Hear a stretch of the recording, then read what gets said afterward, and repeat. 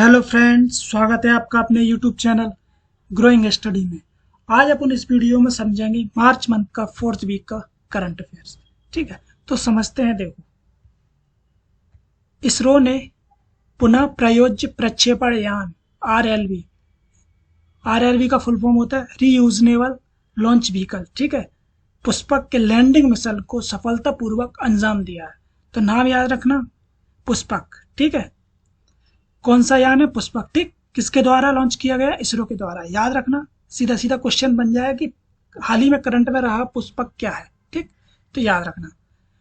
तो इसरो ने कर्नाटक में एरोनॉटिकल टेस्ट रेंज से पुष्पक नामक अपने पुनः प्रयोज्य लॉन्च वाहन के लिए लैंडिंग मिशन को सफलतापूर्वक अंजाम दिया है। ठीक, प्रक्षेपण यान को भारतीय वायुसेना के हेलीकॉप्टर द्वारा लगभग 4.5 किलोमीटर की ऊंचाई पर ले जाया गया। ठीक है, तो इसे हेलीकॉप्टर के द्वारा 4.5 किलोमीटर की ऊंचाई पर ले जाया गया। फिर इसमें क्या है, अपने हिसाब से इसने, ठीक, इस यान ने फिर अपने हिसाब से क्या है, लैंडिंग की जमीन पर। ठीक, तो इसका उद्देश्य क्या है? इस सिस्टम का इसका उद्देश्य यह है कि जो अपन रॉकेट से कोई सैटेलाइट वगैरह अंतरिक्ष में भेजते हैं तो वो वापस आता है रॉकेट, तो फिर क्या है, वो किसी यूज का नहीं रहता। ठीक है, तो जो समुद्र में गिराना पड़ता है तो वो क्या है, किसी यूज का नहीं रहता, तो वो खत्म हो जाता है। लेकिन इसका उद्देश्य यही है कि जो रॉकेट लॉन्च जाएगा, सैटेलाइट लॉन्च करके वापस आएगा, तो उसका फिर से क्या किया जाएगा, यूज किया जा सकता है। ठीक, ये उद्देश्य है इसका, ये याद रखना। ठीक, यह मिशन अंतरिक्ष में क्या करेगा, कम लागत में पहुंच को सक्षम करने के लिए पुनः प्रयोज्य लॉन्च वाहन के लिए आवश्यक प्रौद्योगिकी को विकसित करने का हिस्सा है। ठीक है, तो ये याद रखना, मैंने बताया। ठीक, इससे लागत क्या कम हो जाएगी, क्योंकि अपन उसी व्हीकल को अपन दोबारा से यूज कर सकते हैं। पुनः प्रयोज्य प्रक्षेपण यान अंतरिक्ष अभियानों की लागत को कम करने में मदद करेगा। ठीक है, तो याद रखना, पुष्पक किसके द्वारा लॉन्च किया गया? तो इसरो के द्वारा। ठीक है, भारत की ओर से ऑपरेशन इंद्रावती। ठीक है, ऑपरेशन जितने भी होते हैं, ठीक है, दूसरे देशों से नागरिकों को निकालना, तो वो इंपॉर्टेंट और एग्जाम में पूछे जाते हैं और पूछे गए हैं कई बार। तो इंद्रावती क्या करंट में अभी है, तो इसको याद रखो। ठीक, तो ये कहाँ से निकाले गए? Operation Haiti. ठीक है, हैती देश है, वहां से भारतीय नागरिकों को निकालने के लिए मिशन लॉन्च किया गया इंद्रावती। ठीक है, ऑपरेशन जो है वह इंद्रावती है, तो याद रखना। इसमें क्या, हैती में क्या चल रहा है, गृह युद्ध चल रहा है। 29 फरवरी को वहां पर हैती में गिरोहों ने हैती की राजधानी पोर्ट ओ प्रिंस पर हमले शुरू कर दिए। ठीक है, हैती ने 3 मार्च को आपातकाल की घोषणा कर दी। हैती के जो कार्यवाहक प्रधानमंत्री हैं एरियल हेनरी, वो भी अभी फिलहाल हैती में नहीं है, वो वर्तमान में प्यूर्टो रिको में निर्वासित हो गए हैं। ठीक, हैती कहाँ पर है? कैरिबियन सागर में है। ठीक, जो क्यूबा है, वेस्ट इंडीज वगैरह जो द्वीप है वहां पर है। ठीक है, कैरिबियन सागर में, अमेरिका के पास। ठीक, तो याद रखना। तो सीधा अपन को याद क्या रखना कि इंद्रावती जो ऑपरेशन है किस देश से नागरिकों को निकालने के लिए है? तो हैती के लिए। ठीक, और ऑपरेशन कुछ इंपोर्टेंट और भी है। ठीक, जैसे 2023 में फरवरी के आसपास ऑपरेशन दोस्त था। ठीक, ऑपरेशन दोस्त याद रखना, मैं बोल रहा हूँ ऑपरेशन दोस्त जो है टर्की और सीरिया में जो भूकंप आए थे वहां से निकालने के लिए भारतीय सरकार द्वारा, ठीक है, भारत शासन द्वारा चलाया गया ऑपरेशन था ऑपरेशन दोस्त। ठीक, तो याद रखना। और एक ऑपरेशन था ऑपरेशन कावेरी, ये मई जून में 2023 में। ठीक है, ये सूडान में भी गृह युद्ध चल रहा था, तो वहां से निकालने के लिए ऑपरेशन दोस्त, ऑपरेशन कावेरी किया गया था। ठीक है, ये एग्जाम में, पिछले एग्जाम में कई एग्जाम हुए हैं, तो वहां एक क्वेश्चन पूछा जा चुका है। ठीक है, और एक ऑपरेशन और याद रखना, ऑपरेशन गंगा। ये ऑपरेशन गंगा ये है रूस और जो यूक्रेन और रूस में जो वॉर चल रहा था उसमें 2022 में चलाया गया था, ये यूक्रेन से भारतीयों को निकालने के लिए। ठीक है, 3 मैंने बता दिए, चौथा है इंद्रावती, याद रखना, इंपॉर्टेंट है। आगे समझते हैं। देखो, भारत निर्वाचन आयोग द्वारा सक्षम ऐप लॉन्च किया गया।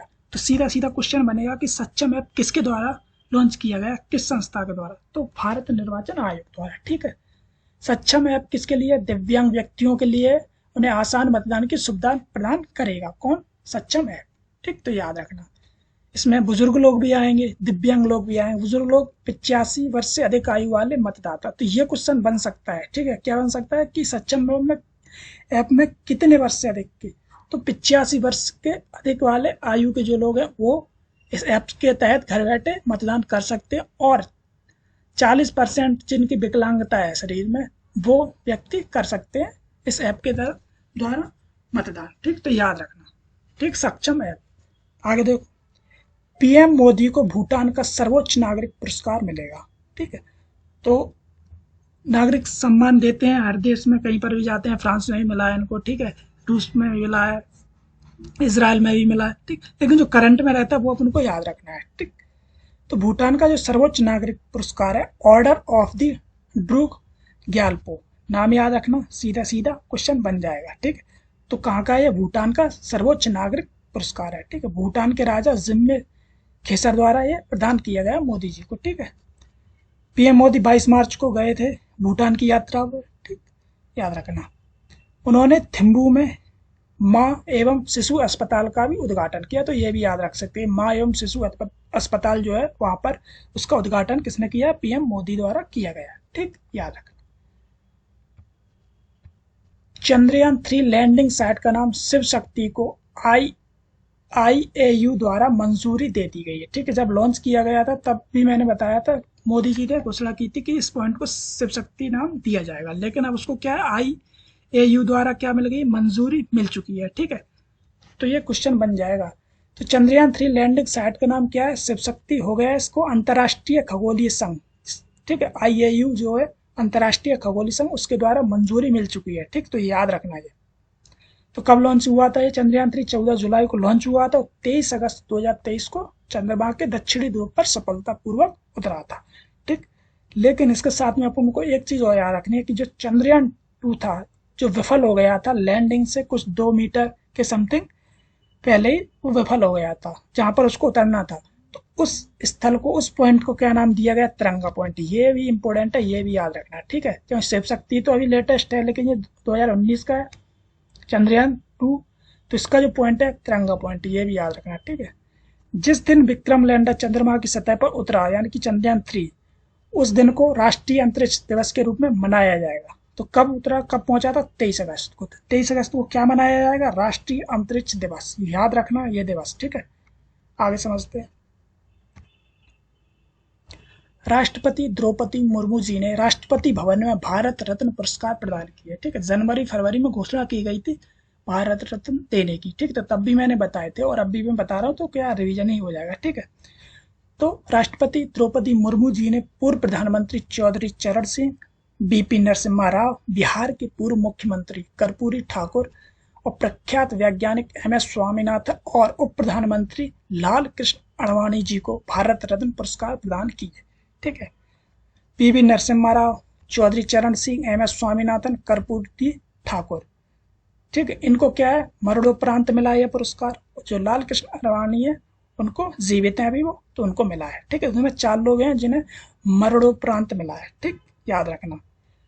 और इनको कहाँ पर मिला है, राष्ट्रपति भवन में दिया गया, लेकिन लाल कृष्ण अडवाणी जी को उनके आवास पर ही जाके सम्मान दिया गया, ठीक, तो याद रखना। तो ये 5 व्यक्ति याद रखना, एग्जाम में पूछे जाएंगे, ठीक।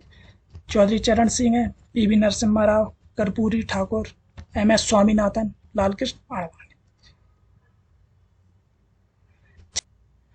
26 मार्च को वॉल्टीमोर का फ्रांसिस स्कॉट की ब्रिज ढह गया, ठीक, तो ये काफी चर्चा में ये ब्रिज और वॉल्टीमोर बंदरगाह, इसको याद रखना, ठीक है, क्योंकि पूछा जा सकता है।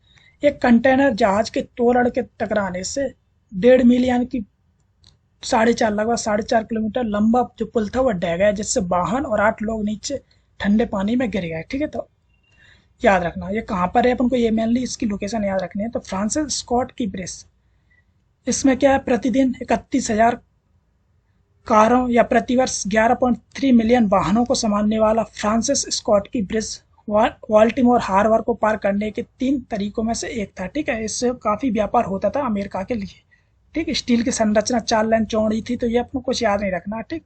और नदी से लगभग 56 मीटर ऊपर था ये। 1977 में यह खोला गया और पुल अमेरिका के मैरीलैंड में पटास्को नदी को पार करता था, ठीक। तो ये कहाँ पर है, अमेरिका में, याद रखना, ठीक है। और देखो, और जो वाल्टीमोर बंदरगाह, तो याद रखना वाल्टीमोर बंदरगाह, ये भी नाम पूछा जा सकता है, ठीक। ये बंदरगाह है और ये पुल है, दोनों में से कोई भी पूछा जा सकता है। फ्रांसिस स्कॉट की ब्रिज, ठीक। मैरीलैंड पोर्ट प्रशासन के आंकड़ों के अनुसार बाल्टीमोर पोर्ट यानी कि बाल्टीमोर बंदरगाह कार शिपमेंट के लिए सबसे व्यस्त अमेरिकी बंदरगाह है, जिसने 2023 में कम से कम 7,50,000 वाहनों को संभाला है। ठीक है, 7.5 लाख वाहनों को। ठीक, 2023 में कोयला निर्यात के लिए बंदरगाह दूसरा सबसे व्यस्त बंदरगाह है।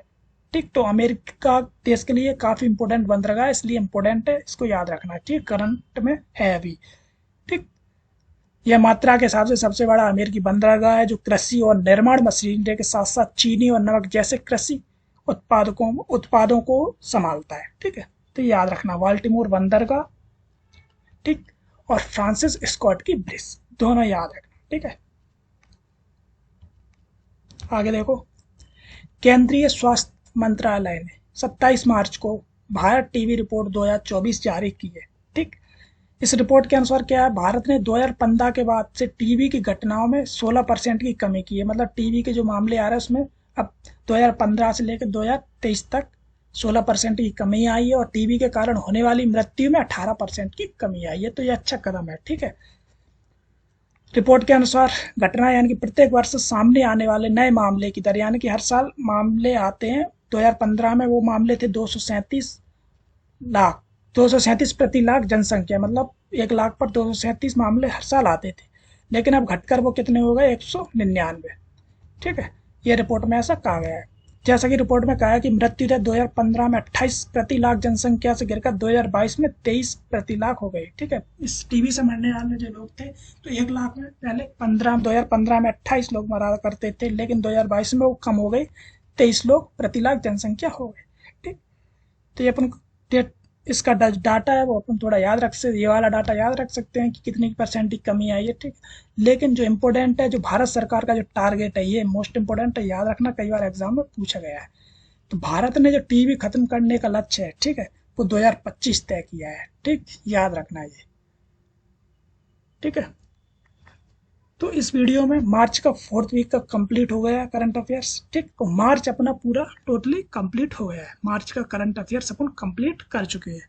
ठीक है, अब अपन स्टार्ट करेंगे अप्रैल का करंट अफेयर्स। तो मिलते हैं अगले वीडियो में। जय हिंद।